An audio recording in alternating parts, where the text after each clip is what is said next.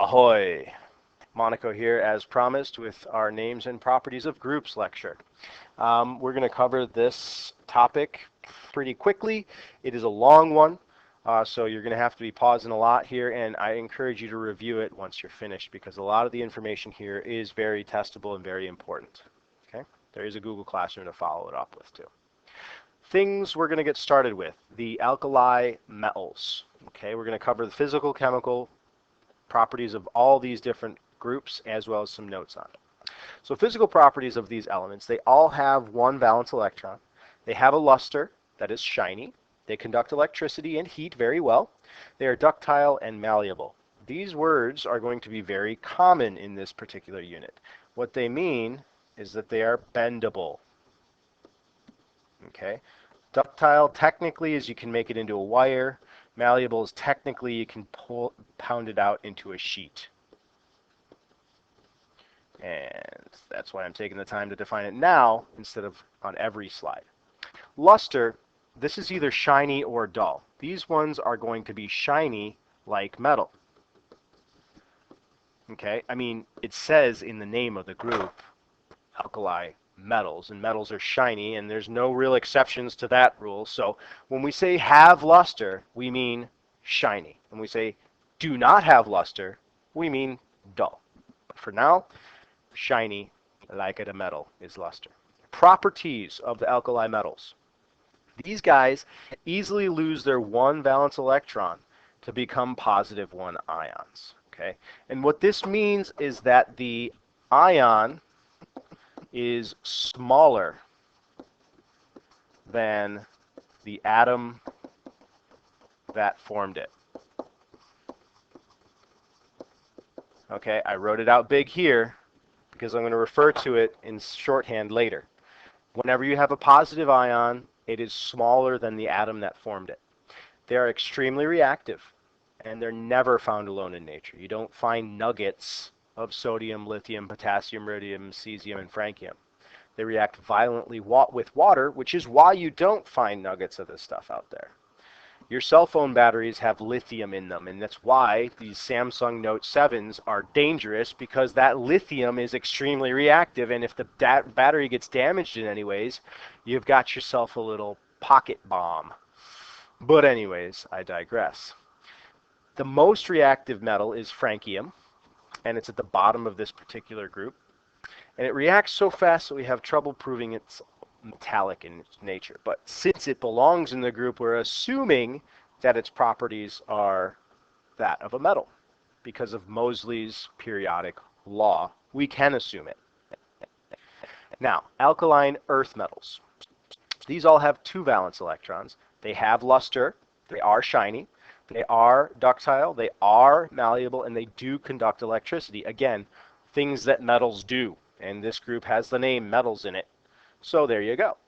Properties-wise, they lose their two outside valence electrons to become positive 2 ions. So they are smaller ions than atoms. Okay, the atoms that form these guys are bigger than the positive 2 ions that they like to become.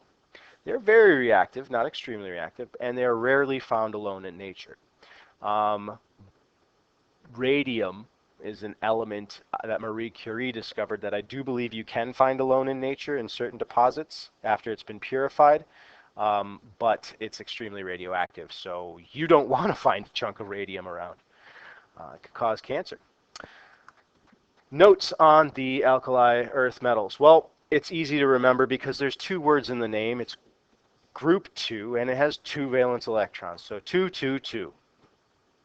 I'm not talking about 2 2s. I'm talking about 2, 2, 2. 2 words in the name, group 2, 2 valence electrons.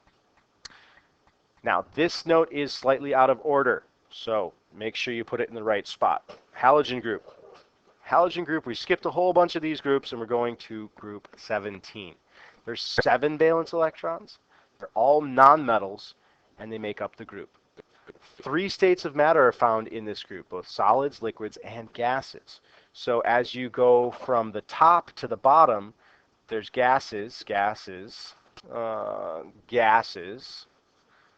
liquid, No, I made it wrong. So let's see, fluorine's a gas, chlorine's a gas, bromine's a liquid, iodine is a solid, and astatine is a solid. So the gas and the liquid are slightly out of, the liquid and the solid are slightly out of order, but these two are gases.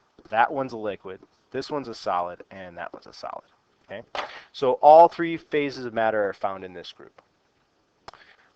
They are from group 17, have 7 valence electrons. Forgot to mention that. They'd like to gain 1 electron to become ions with a negative one charge. So this is the ion is larger than the atom that formed it. That's what the -1 is really telling us. It gained an electron, so the ion is bigger than the atom that formed it. These things forms salts and compounds called halides. Okay, it's just a little property there. And the other notes are that contains the most reactive nonmetal, fluorine. You don't find fluorine out in the universe by itself because it's so reactive. You find the fluorine ion, F-1, which is actually very common. You use it in your toothpaste. Sodium fluoride is used to prevent cavities. And it's not dangerous in the ionic form. Next one, noble gases. Okay, so the noble gases, we did things a little out of order. Make sure you put your notes in the right spot. These guys have a full octet, 8 ocho octet, in their valence/outer shell. It's the same cell. So they're all gases. They're already full of electrons. They are unreactive or inert as a result. They're most stable group of all the elements, and they exist alone in nature. That's the reason why they exist alone in nature is because they have 8. It's full. That valence shell is full. It has no reason to lose or gain electrons, so it has no reason to react with any other elements out there. These were coincidentally, because they're unreactive, the last elements that were discovered by chemists. Overall, notes-wise, the only exception to the octet rule is helium. It has 2 valence electrons, which is full for its valence shell. That's 2. The first shell electrons can hold 2, and helium only has 1 shell, and it's full with 2. The other thing is that every element out there wants to be like a noble gas and have 8 electrons. 8 is great. Elements on the left side of the periodic table lose electrons. Why? Because they want to be like the noble gases. Elements on the right side of the periodic table, they gain electrons. Why? Because they want to be like the noble gases and have a full exterior shell. The 7 diatomic gases. There's only 7 of them. You need to memorize them. They're in purple in this particular picture. They exist as 2 atoms of an element bonded together. There's the pictures of 7 of them right down below. They can be memorized by saying Hofbrinkel or the 7H club.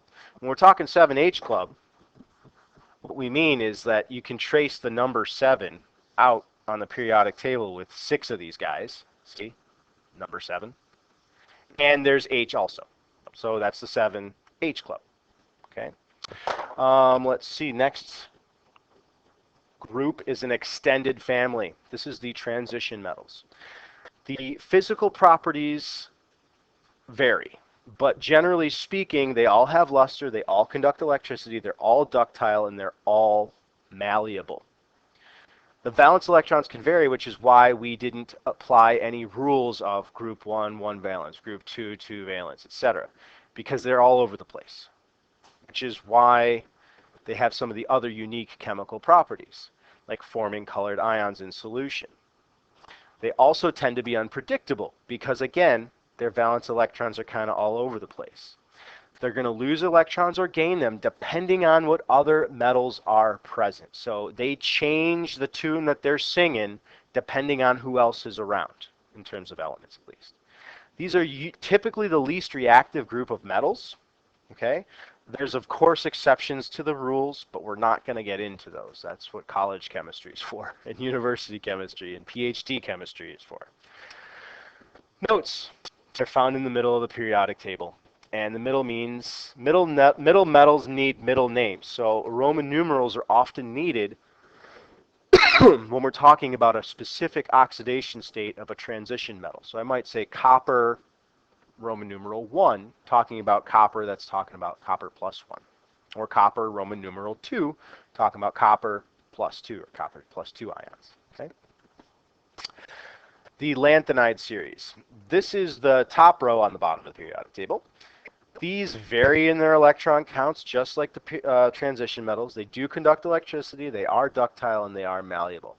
Luster-wise, I'm going to assume that these things are probably metallic looking, but I've never had my hands on one. I'm only assuming it because of the periodic law and where those elements are located in relation to the other metals. So I'm assuming that they have luster.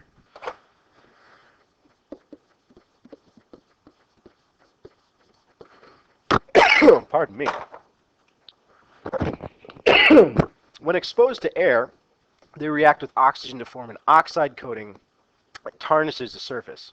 So after getting exposed to air, they do not have luster. So I assume that they have luster, but that was without taking into account that oxygen was around. Man, got a tickle in my throat, pardon me. The two rows on the bottom of the table, 58 to 71, they actually belong to the transition metals, as we saw in the previous slide. But they have a special name, so I thought I'd let you know about it. That leaves us the actinide series. Again, valence electrons vary. They do conduct electricity. They are ductile, and they are malleable. Okay, that's great. I'm going to assume that they have luster as well, but they probably form oxide coatings, like the lanthanides, to make them tarnish. But generally speaking, all the actinides are radioactive, and with the exception of actinium, have several different phases. So like they come in different looks, right? They might be considered allotropes, right? These are very unique things, and we don't need to know much about them. Notes-wise, there's the two rows on the bottom of the table, elements 90 to 103. They belong to the transition metals, just like the lanthanides. Again, don't need to know much about these except that they are on the periodic table. Hydrogen. Now, I know most people are going to think it belongs to group 1, but that's not really the case. It's a group of its own. It's the simplest element in the universe. It's the most abundant element in the universe, and so it kind of needs its own little place in the universe. It's non-toxic, it's not metallic, it's odorless, it's tasteless, colorless, and diatomic. It's very combustible. It's one of the ingredients in some of the best rocket fuel out there. And although it's classified as a non-metal, it can act like a metal also. Since it's the simplest element in the universe, it's also going to be, in some ways, the most complex, have the most exceptions to the rules. Leaving us with the last set, I think, we're going to cover the liquids. There's only 2 liquids on the periodic table of elements, mercury, Hg, and bromine. You'll have to memorize that those are 2 are liquids. There's really no reason or rhyme as to where they're located, as that explains why they're liquids. Bromine's easier than mercury because it's sandwiched between the liquid gases and solids, so it kind of makes sense that it would be a liquid. Gases, there's about 11 of them. Hydrogen is the only one that you'll find on the left-hand side of the periodic table. The rest of them are you're going to find on the right-hand side of the periodic table. So this one's on the left-hand side, this was on the right, etc. All of them are on the right-hand side of the periodic table, except for hydrogen. And the solids, this is really easy because if there's only 2 liquids and 11 gases, then everything else must be a solid. And it's true. Most of them are metallic solids. A few of them are non-metallic solids. One that you'll recognize easily is sulfur. It's that yellow, chunky, rock-like mineral that is also coincidentally an element. Google Classroom assignment. You've got notes that you took. This is a long one. I'm not sorry. And you've got a Google Online Classroom to do, as well as many pages of practice in the periodic table packet. And do yourself a favor, with 12, 13, 14, 15, 5 practice pages, you need to apply what you've already learned or can do from the notes to those pages already. So you have enough time to finish this unit on time. So that being said, thanks for watching. I'm not sorry about the long video because that's just life. I'll see you in class.